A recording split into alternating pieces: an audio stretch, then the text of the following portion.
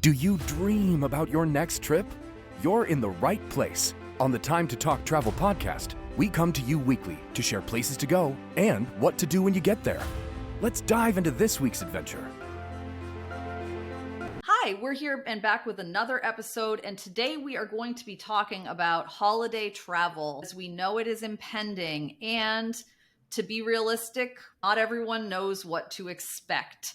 So we are going to cover the challenges of holiday travel, things you need to know, and things you can do to be a better human when you are traveling during the holidays. As you have some strong feelings on this, why don't you jump right in and start us off? Again, because we travel often, we expect certain things. So I'm not as patient as I probably should be, but it's my anxiety. It's not my personality.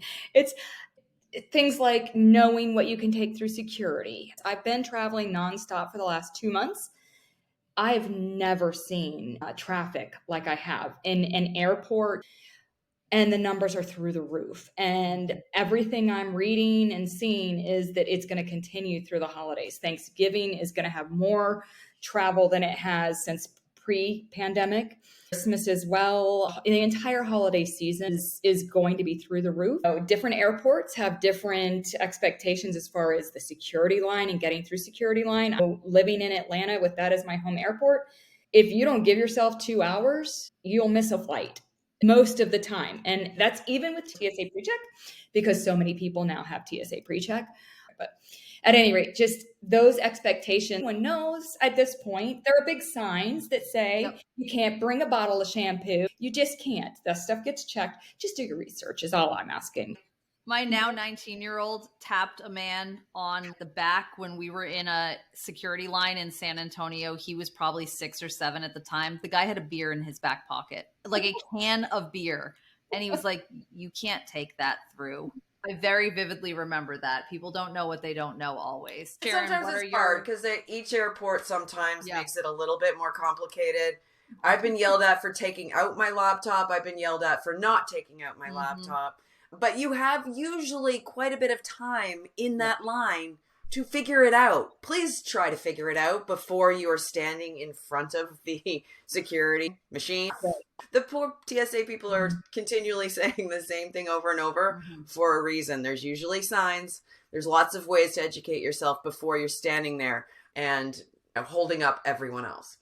Maybe I'll make a TSA music dance video, because I know when I go through, I'm all like, right? Like, a little dance video. But Ciaran, I know you fly LAX a decent amount. Oh, it's a nightmare every single time. I will actually fly out of Ontario, which is a little further away, because I can park and I can get it in so much faster that it's worth just going a little farther. But I was going to say, my husband's going to kill me for this episode. Knowing is not always enough. Every time we fly, I'm like, okay, what is he going to get busted on this time? Because even though he knows, he forgets what's in his bag. You actually have to look inside your travel bag and remind yourself, whether it's a full-size tube of toothpaste. This last time he flew, he had a multi-tool in his carry-on bag that we had just used to help my son assemble his furniture at college. It was a really expensive multi-tool. What were you thinking? I didn't know that anything over 6 inches. It's an out of sight, out of mind thing, right? Because my son, last time we flew, he flew from Boston to New York City with me to spend an overnight there. And then he went on to another trip. The kid brought his PlayStation or Xbox, I don't remember which one, and packed it in his carry-on. He told me he was doing this. I didn't think about it. He didn't take it out at the checkpoint. They had to open it up, and they're like, this is an electronic and has to come out. And he's like, oh, I didn't think of that. We had that happen with the kids' Nintendo Switches too. Like just don't think. You think laptops. I have to think of all of it, and I'm really type A. So I tend to containerize and package everything. I do already have all my liquids in their little containers and their little baggie. I make sure it's in an outer pocket, fully accessible, that I can pull out quickly. But even things like, what pair of shoes are you going to wear to the airport? Think about this when you're on your way out. And I know we all want to wear like our big chunky lace up cool boots that don't fit in the suitcase. But if you're going to have to take those off when you're online, maybe not. Or socks, because you go barefoot through those are gross too. I have a funny story. I mean, you have to go through the machines. I was wearing, I'm trying to decide how to describe this, a bra that has like a metallic thread in it. and I lit up that thing like a Christmas tree. And you can't exactly take that off and put it through the machine. I suppose I could have, but between the TSA agents and myself laughing that I have this like glowing bra on the machine, and he's like, what are you wearing? So I'm like having to show them that it's this pink foil of metallic thread in the bra. You know, maybe think about what underclothes you're wearing too if you don't want to be the Christmas tree in the security line. I'm thinking through this and I'm like, oh man, we need like a security drama show all by itself, because I had blood work done and it was hard stick. I had to get a whole bunch taken and they used both arms. And I go to fly 2 days later, not thinking about it whatsoever. And they asked me to take my blazer off and put it through the machine. And the next thing I know, they're looking at me with wide eyes and they're like, we need you to come into this room. Bruises all up and down my arms. I looked like I had something hidden in a balloon in my butthole, because I'm looking like I've been doing a ton of stuff. It was blood work. It was really bad blood work, and I didn't even think about it. You're trying to show them my chart. Here's my results.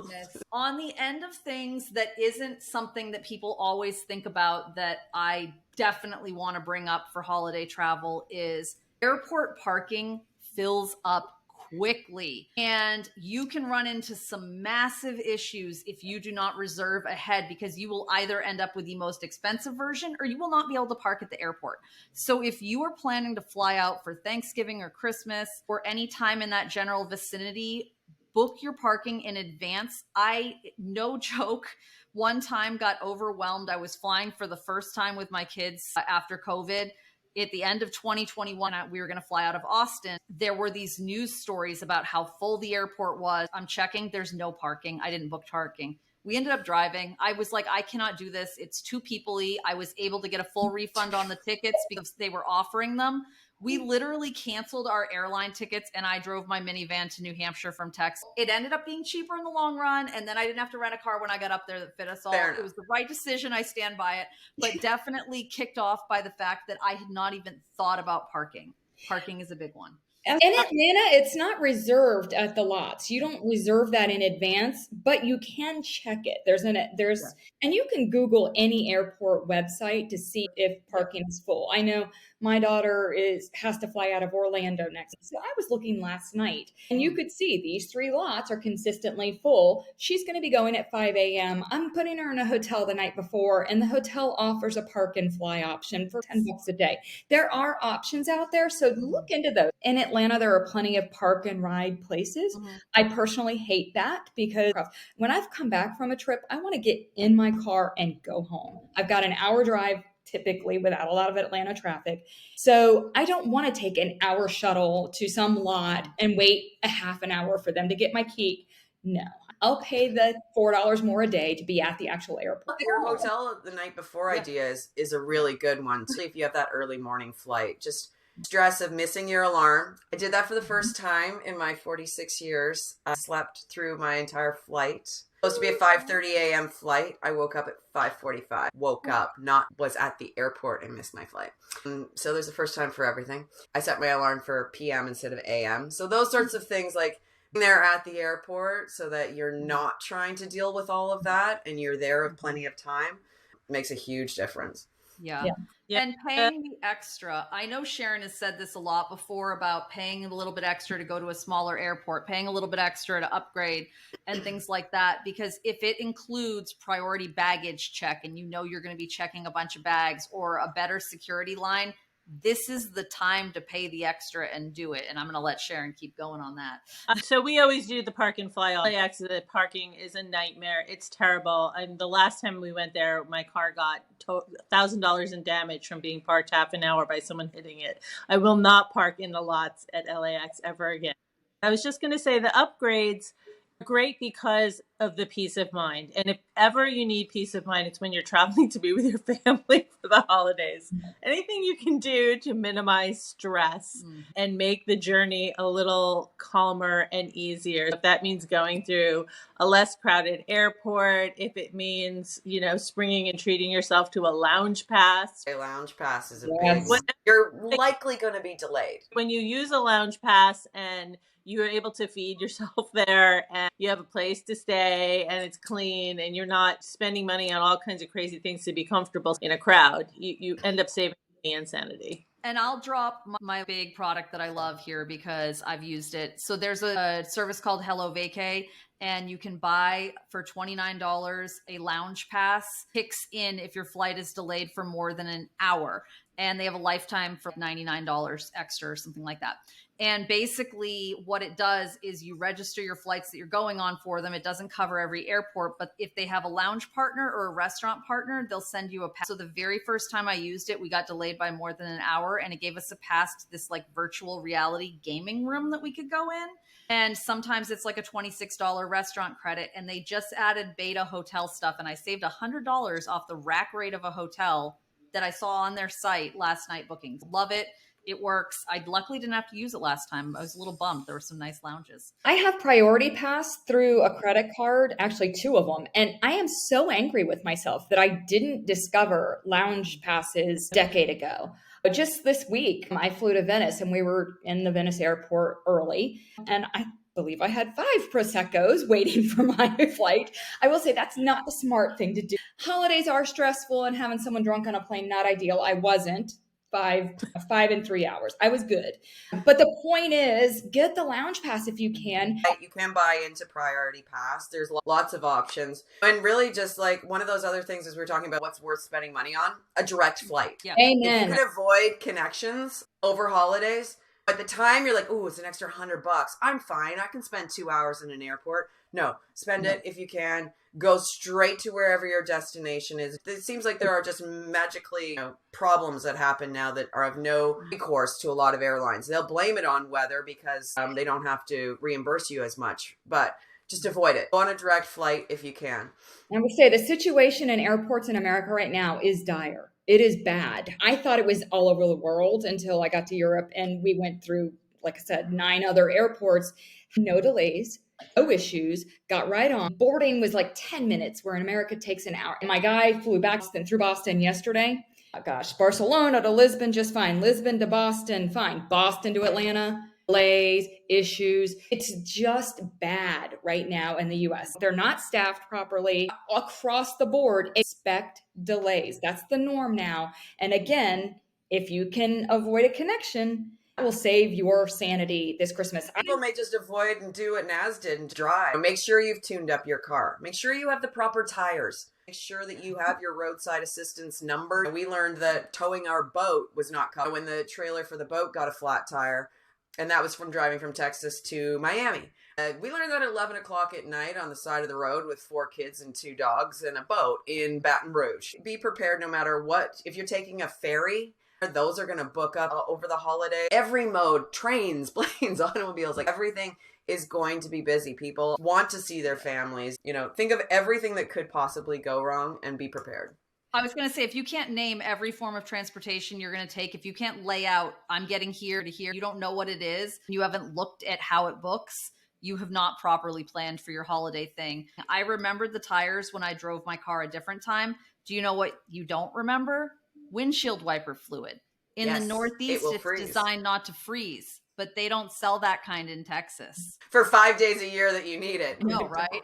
I was going to say on the spend money for sanity part, holidays are stressful. Staying with family, not even during the holidays, can be stressful. Splurge on the hotel. Splurge on the hotel so that it feels like vacation. I didn't do this for decades with my family in Florida. I don't need to pay for a hotel.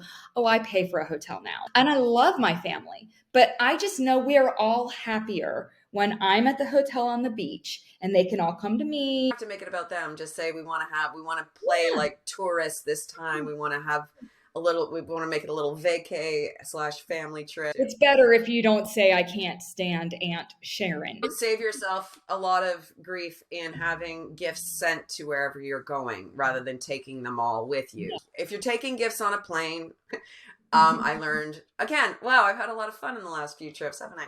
That taking wrapped gifts, especially internationally, is probably not the best idea.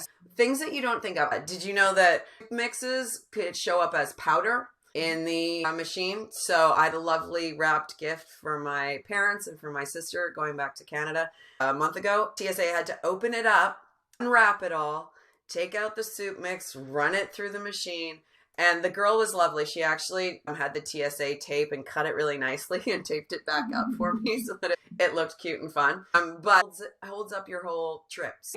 Yeah. Another smart thing these days, if you are checking bags, splurge on a $28 air tag, throw it in there. You don't know where your bag is going to end up anymore. And it is nice to be able to just say, yes, this is where it is. You know, it might be in the same airport and I'll just wait here an hour until you locate it. On the security angle, they don't wrap your gifts. You can wrap them when you get there. But also when you come home, a lot of people love to bring back Uncle Joe's great gravy. Gravy, it's a liquid. You can't get it through security unless you buy a couple shampoo bottles that you can pour in a little serving size of gravy. TSA always posts this stuff. So just look it up so that you don't have to throw it. California, you can't bring any produce whatsoever. Even if you had an apple on the plane, you cannot bring that into California. Regulations for produce in California, because it's such a farm and agricultural center, are super strict. So you may think of food that you got even at the airport after you went through security. Oh, I got this great fruit basket at the airport. You can't bring that into California. So know what you can and can't bring. The U.S. in general, from coming from outside, if you're not sure, declare it. Just declare, be truthful. There's a line in there that basically says, do you have food? If you're on any trusted traveler program, if you have Global Entry or Nexus or anything like that, you need to make sure that you follow those rules. You can lose that very easily. We had a friend lose it because he said he didn't have any food. He had almonds in his bag. He forgot about the almonds. Check off that you have food. Ask you, what food do you have? You're like, well, I've got some snacks. I've got a granola bar or whatever. And they'll be like, oh, okay. If you say I have a bag of oranges, they will take that from you and send you to secondary. Sharon's right. Don't be messing with bringing food into the country at all. And I think we touched on this at the beginning for holiday travel in general about allowing a lot of extra time. If you're a business traveler like me and you travel all the time and you're figuring out exactly how much time you can be there without, missing your food, not the time to do it at all. Allowing a ton of extra time, especially if you have a rental car somewhere. The rental car lines, they make the news for returns a lot of times. Austin, bigger airports, it's wrapping around and they have things saying, hey, people are abandoning their rental cars. So there's two ways to avoid that. One is to get there super early. The other one is if you're somewhere where you can take a shuttle outside of the airport, a train, and pick up a rental car somewhere else, do that. Don't do it from the airport. You'll also avoid a ton of the extra surcharges that way. Timing is everything. Another on that is join the loyalty program, because picking up the rental car, the line can be through the airport. For picking up a rental car, I've done Thrifty and I've done Avis. Being part of their loyalty plan, they have a whole separate line for you, just like TSA security. You even have your car ready and you just go straight to your car, keys in it if you're part of the premium ones. Also give yourselves a couple of days to travel. Don't travel the day you need to be there for dinner, because you are going to have that added stress of missing the whole holiday. Yeah. So if you can, go a day or two early, be a tourist in wherever you're going to be, if you're going to see family. I just had an experience where I rented a car when my son was going back to school, and it was back to school weekend for the whole state. There were no cars available in all the Portland metro area. I was very fortunate. A friend picked me up at the airport, drove me to the outskirts of the city, and I had a car, except when I got to Hertz, there were no cars because the system had given away 36 more cars than they actually had on the lot. It just so happened that they had one car come in that was an electric car. I ended up taking that car, but I wish before I had taken that car, I had downloaded Electrify America app. This app tells you where all the charging stations are. Even if you don't plan to rent an electric car, download an app that will tell you where you can charge an electric car, because you may get to the airport and that may be an option. If you're not comfortable or familiar with electric cars, I would say if there are charging stations, go for it, because it'll save you money. And it actually ended up being a fantastic car. Unfortunately, there were not very many charging stations that I had accessible to me on my route, but it still ended up being a great option. I was going to go in that same direction where people are not aware, especially people who don't travel a lot, that a rental car reservation does not mean that there will be a rental car there waiting for you. And so a lot of times I would book one in advance that I could cancel. And then the day before the trip, I would go in and do the prepay option, because if you have prepaid for it and your credit card has been charged, they will usually hold the prepaid cards longer or hesitate to give them away because you can bring the credit card company into it. But again, rental car companies, the busier areas at least, they don't hold the cars for people. On the getting there early, planning ahead, I go a day early. And when you're getting to the airport, if you're getting there and your flight is just after lunchtime, don't stop and have lunch. Go to the airport in the morning and plan to have lunch at the airport near your gate once you're all checked in and you can actually sit down and eat. Even if it means you're going to be at the airport 2 hours before your flight, it's better to be there early. There's apps that can tell you exactly what there is to eat at every single airport. Or download the app for that airport. Another app that works really well for doing the whole car rental thing is Turo. It's a B&B for cars. So you can actually rent somebody's car, and often they'll bring it to the airport. The airport, obvious place to meet you and bring it. But they're usually cheaper. It's guaranteed because it's somebody's actual car. Another perk on that one, I have a girlfriend who just posted yesterday. She had gone through that company for a rental, but she was filling it up, getting ready to go to the airport for her flight 3 hours later. And a big old pickup truck backed into her and damaged the front end. And she called the owner. He came right there, got the police report in like 20 minutes and drove and dropped her off at the airport. I think if that was an Uber, she would have never made her flight. She would have been dealing or not an Uber, but a rental. It would have been a nightmare. So there are definitely advantages for sure. It's a pretty cool app. Yeah. No, and with Turo, again, same thing, making sure you're making the reservations in advance and that you're going with someone who's rated and has good ratings and has done this, because again, if you're using a newer owner or a renter through Turo, they may not also be aware of how hard it is to put the car into a space at the airport, because a lot of times they park them there and then remote unlock them. So just making sure you're going with someone with ratings, which we always recommend anyways, knowing a little bit about what you're getting into. With the rest of holiday travel and everything, I think that covers a lot of the different areas. Is there anything else that anyone thinks we haven't hit on for holiday travel other than just patience? Pack your patience. Don't be the person who has a meltdown and gets put up on video on TikTok. Just remember, everybody's anxious. Everybody wants to get there. I will say this, a lot of people, they may be missing a connection. Now, this happened to my guy last night. He was running from one terminal in Boston to the other. His flight coming in was an hour delayed, and he had 20 minutes to get to his gate. Delta had already said, we've got you rebooked on another flight tomorrow morning. He had no desire to spend the night in Boston at whatever hotel he could find at 11 o'clock at night. He was running through the airport. Groups of 4 and 5 people wide were not moving. And it is I'm aging myself here, but the O.J. Simpson running through the airport. Remember that ad where he's running over cars or over chairs? The point is, just be considerate, be aware that somebody else is probably missing their flight and their vacation's about to be ruined, and just do what you can and be patient and understand you don't know what they're all going through when they're bears. Yeah, exactly. During this period of time, if you don't fly often, you may be thinking about the time that you ran on and made it just before the gate closed, but they are pretty stringent with those limitations during the holidays. And if you're not there by the specific check-in time, that seat's going to someone else that they have standing right there. And so they're not going to hold the doors for you. The other random thing, I have a power bar thing that plugs into one plug and turns it into a whole bunch and some USBs. It folds flat. I think it's from Panasonic. It's one of those things, if you bring that with you, you're going to make a lot of people happy because you want to charge your phone, but now you can offer multiple other people the option to do it as well. So little things to make your life and everyone else's easier. That's a whole topic we should talk about, is travel gadgets for sure. Yes.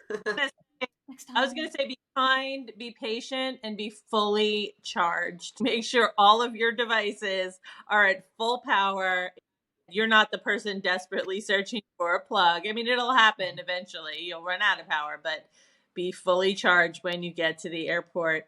And there are so many gadgets out there that now is a good time to shop for them, to start looking for, the suitcase you can sit on and the clip-on cup holder and phone holder and all of those great things that will make you more comfortable and happier in the event of being stuck at the airport. think we've covered everything. I think we have. So we're going to wrap this up. And now we have some extra ideas on what we need to dive in another time, like travel gadgets. So thank you so much for listening. We'll be at you again next week with a completely new travel topic. Until then, happy travel.